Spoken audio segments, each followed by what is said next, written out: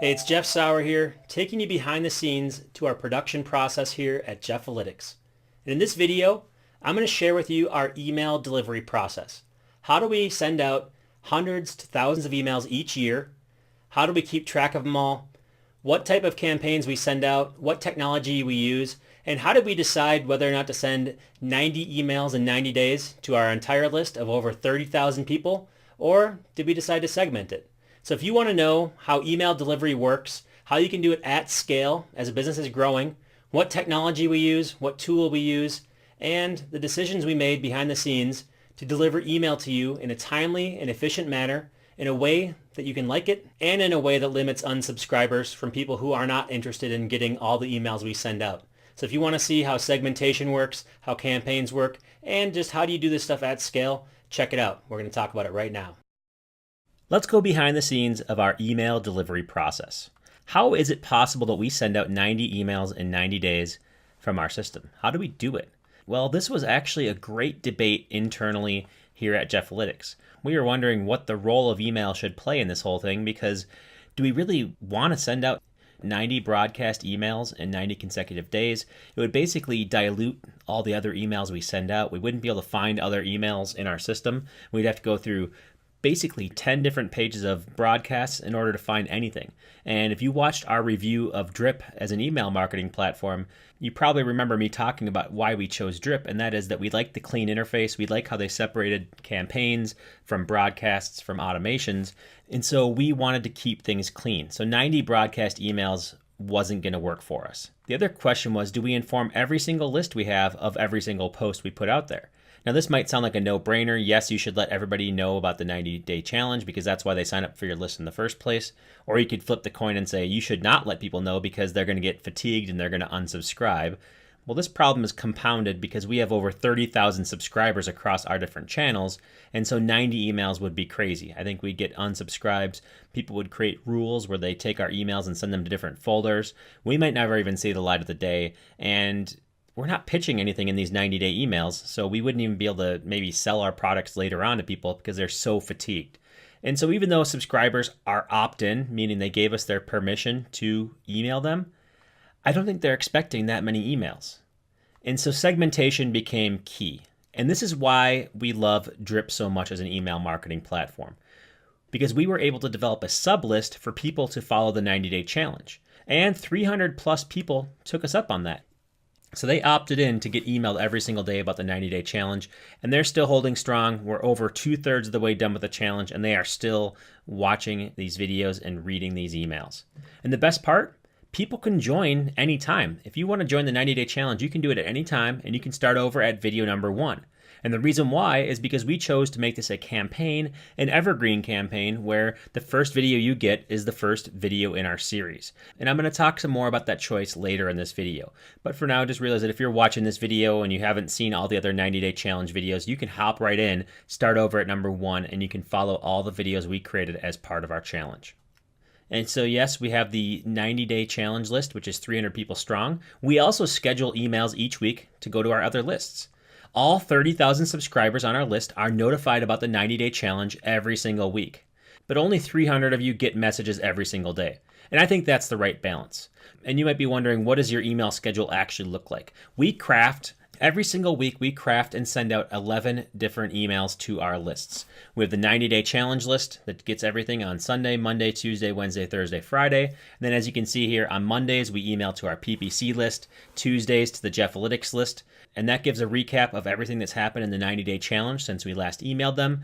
Wednesday, our analytics list, and Friday is our agency list. And that's who gets the emails, and that's when they get them. So how do we craft these emails? Here is the exact process that we use. First of all, we need to get subscribers into our campaign. We use Thrive Leads to push these leads into Drip. So Thrive Leads is a tool that we're going to talk about a little bit later in our 90-day challenge. It's a way to collect email addresses. We really love it. It integrates well with our WordPress website.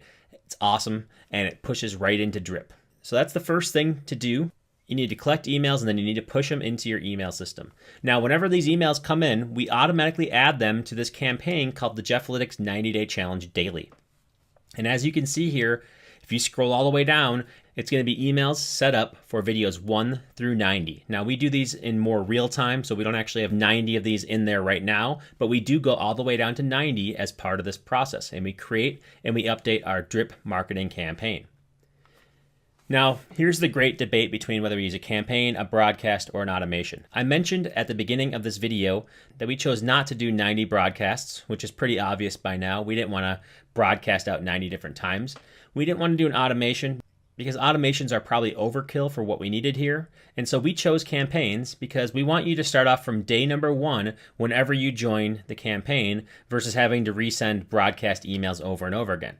And plus with campaigns, you can unsubscribe just from this campaign and you can still get our main newsletter, which goes out once a month. And that's the main reason why we chose to do it the way that we do it, is because a campaign is sequential, and whenever you sign up, you can start over at the beginning and you can get all the different emails that go into this 90-day challenge campaign.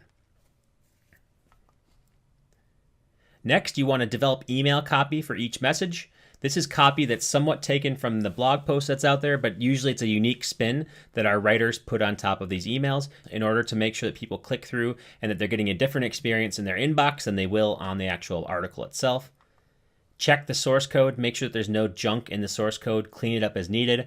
Check every URL. So we check the URLs in preview mode, we click through on them, and then we also send it into our inbox. And we send a test email to ourselves.